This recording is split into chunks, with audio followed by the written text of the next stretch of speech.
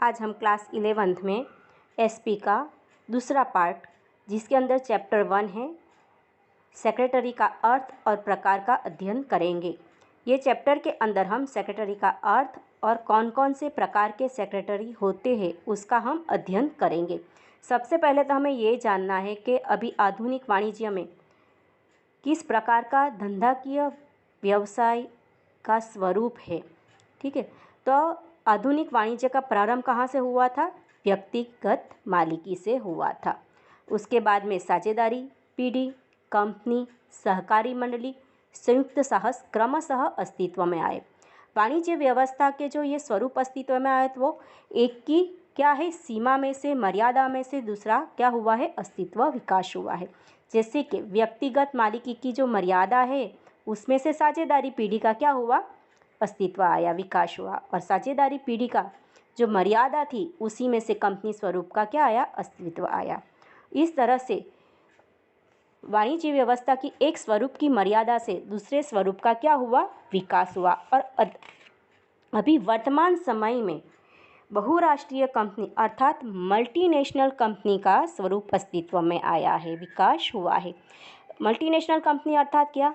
ऐसी कंपनी जो उत्पादन का कार्य एक ही देश में नहीं अन्य देश में भी की करता हो, वितरण कार्य जहाँ पे उत्पादन होता है वहीं पे नहीं अन्य देशों में भी करता है। मतलब उसका कार्य प्रवृत्ति कैसी है, अनेक देशों में व्याप्त है, तो उसे क्या कहा जाता है, बहुराष्ट्रीय कंपनी कहा जाता है। हम यहाँ पे कंपनी के सेक्रेटरी के बारे में अभ्यास करने वाले हैं। तो सबसे पहले तो हमें क्या जानना पड़ेगा कि कंपनी क्या है। तो कंपनी एक क्या है, कृत्रिम व्यक्तित्व है उसका, वो जीवंत व्यक्ति नहीं है। वो खुद किसी भी दस्तावेज पे साइन नहीं कर सकता है, ना ही तो कोई निर्णय ले सकता है, नहीं किसी प्रकार का अनुबंध कर सकता है। उसका अस्तित्व किससे आया है? उसका अस्तित्व कानून के द्वारा होता है। जैसे कि कंपनी एक्ट 1956, उसके बाद नए सुधार के साथ आया कंपनी एक्ट 2013। ठीक है, 2013 के अनुसार कंपनी एक्ट में रजिस्ट्रेशन करवाने से क्या होता है, कंपनी को कानूनी कृत्रिम व्यक्तित्व प्राप्त होता है। अभी सेकंड पॉइंट है हमारा सच्चे मालिक। सच्चे मालिक कौन होते हैं? जो पूंजी निवेश करते हैं।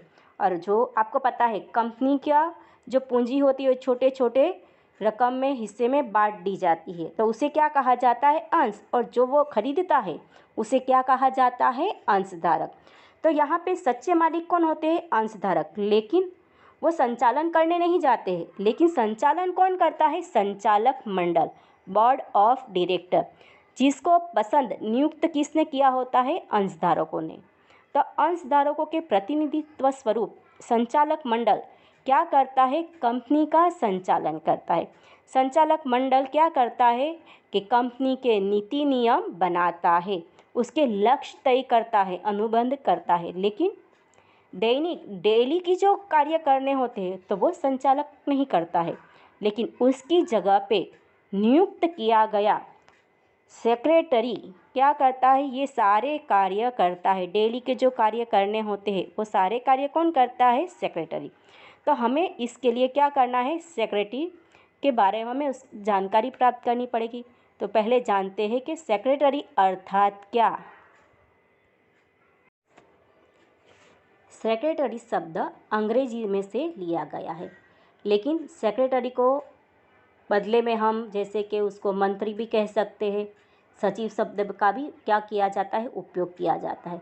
और कभी कभी मंत्री अर्थात क्या मान लिया जाता है, निजी सचिव, और मतलब पर्सनल पीए। ठीक है, तो पुराने समय में भी मंत्री थे। जैसे कि आपको पता है कि मुग़ल साम्राज्य में क्या कहा जाता था, ऐसे मंत्रियों को वजीर कहा जाता था।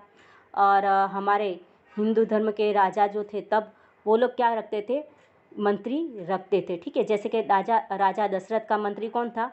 सुमंत था। उसी तरह से धृतराष्ट्र का मंत्री कौन था? विदुर था।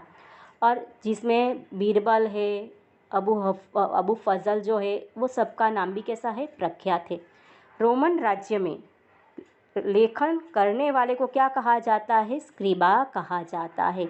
और सेक्रेटरी शब्द मूल लैटिन शब्द सेक्रेटरियस अर्थात क्या होता है, गुप्त लेखा रखने वाला, ऐसा अर्थ होता है।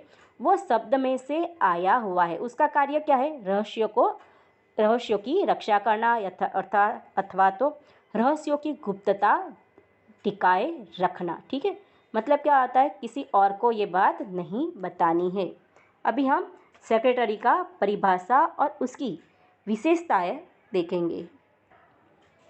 उसकी परिभाषा देखते हैं, हमारे कंपनी एक्ट में दी गई है, उसको ध्यान में लेते हुए सेक्रेटरी अर्थात नियम अनुसार, कौन सा नियम, कंपनी एक्ट का, ठीक है, निश्चित की गई योग्यता धारण करने वाला। मतलब कि कंपनी एक्ट में सेक्रेटरी के लिए जो भी क्वालिफिकेशन तय की गई हो, वो क्वालिफिकेशन उसको क्या करनी पड़ेगी, प्राप्त करनी पड़ेगी। फिर उसके अंदर व्यक्ति जो कायदाकीय, प्रबंधकीय कर्तव्य और तकनीकी कर्तव्य करने के हेतु क्या किया गया, उसको नियुक्त किया गया हो, उसे क्या कहा जाएगा, सेक्रेटरी कहा जाता है। यहाँ पे दी गई परिभाषा और जो हमने अर्थ समझा, उसमें से उसकी हम विशेषता हमें पता चल जाती है। फर्स्ट है उचित योग्यता। इसका अर्थ क्या होता है कि जो उसको क्वालिफिकेशन प्राप्त होती है, करनी होती है, वो उसने प्राप्त की होनी चाहिए। ठीक है। सेकंड है रहस्य की गुप्तता। उसको अपनी कंपनी की संपत्ति, आर्थिक स्थिति, प्रॉफिट या तो कंपनी की कोई भी हिसाबीय या तो नैतिक कायदा की जो भी इंफॉर्मेशन होती है, उसको क्या रखना पड़ेगा, गुप्त रखना पड़ेगा। क्यों, तो वो तो डेली के कार्य करता है, उसके सारी इन्फॉर्मेशन होती है, उसको वो किसी और को बताना नहीं होता। ठीक है। उसी तरह से तीसरा कार्य है सौंपे गए कार्य करना। संचालक मंडल के द्वारा जो भी कार्य उसको सौंपा जाए, वो कार्य उसको करना उसका क्या बनता है, जिम्मेदारी बनती है। उसको व्यक्तिगत अधिकार नहीं, वो अपनी ओर से किसी भी प्रकार का कार्य नहीं कर सकता है, किसी भी प्रकार का निर्णय ले सकता है। हाँ, लेकिन उसको कंपनी की ओर से जो भी कार्य करने के लिए सत्ता दी गई है, अधिकार दिया गया है, वही कार्य वो कंपनी की ओर से कर सकता है, ना ही पर्सनली। जैसे कि दस्तावेज तैयार करना, अनुबंध करना अर्थात के एग्रीमेंट करना, या तो फिर पत्र व्यवहार करना, सभा के लिए सभा बनाना, उसके लिए जो भी प्रोसीजर करनी होती है वो पूरी प्रोसीजर करना, वो सारे कार्य उसको करने पड़ते हैं। यहाँ पे वो व्यक्ति कैसा है, जीवंत व्यक्ति है, मतलब कि वो खुद वो कार्य करता है, जबकि कंपनी कैसा व्यक्तित्व है, कृत्रिम व्यक्तित्व। ठीक है, तो ये यहाँ पे क्या दी गई है आपको, कंपनी सेक्रेटरी की विशेषताएं। ये क्वेश्चन एक बन जाता है।